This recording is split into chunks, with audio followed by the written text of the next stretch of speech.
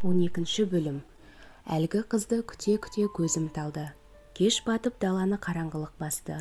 Әйтсе де Алланың үйі жарқырап, нұрын төгіп, ондағы оқылатын уағыздар қандай жағымды еді. Мені әйтеуір тартып барады. Құлаққа жағымды. Кәдімгідей уағызды естігенде жүректегі дертімді ұмытқандай боламын. Түн болды. Күтуден шаршаған мен аялдамаға қисая жата кеттім. Адамдар ары-бері өтіп жатыр. Маған көзі түскен бір имам қарындасым, бұлай түнде көшеде жатуға болмайды, жүре ғой, мешіттен бір орын табылар деді. Қуанып кеткен мен орнымнан тұрып үнсіз имамның артынан ере бердім.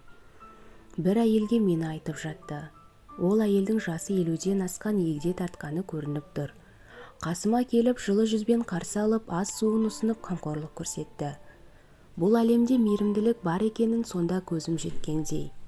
Өз-өзіме келген соң, ол мейірімді әйел менен жағдайымды сұрады. Мен бүкпесіз барлық сырымды баяндап бердім. Менің жағдайым жанына қатты батқан болу керек, мені өз сіңлісіндей көріп үйіне әкелді. Алғаш рет үйдің қандай екенін көрдім. Отбасындағы адамдардың бәрі мейірімді. Әлде маған солай көрінді ме екен? Сонан кейін мен сол үйде тұрсам да күнде кешке дейін мешіттің аялдамасында әлгі қызды күтумен бір ай өткен шығар. Мені үйіне кіргізген апа, қызым, ол сені алдап кеткен, енді оны ұмытуға тырыс, жаңа өмір бастау керек.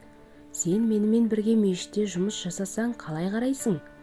Деп аялдамада жылап отырған мені жұбатып, менің ойымды басқа жаққа бөлгісі келді.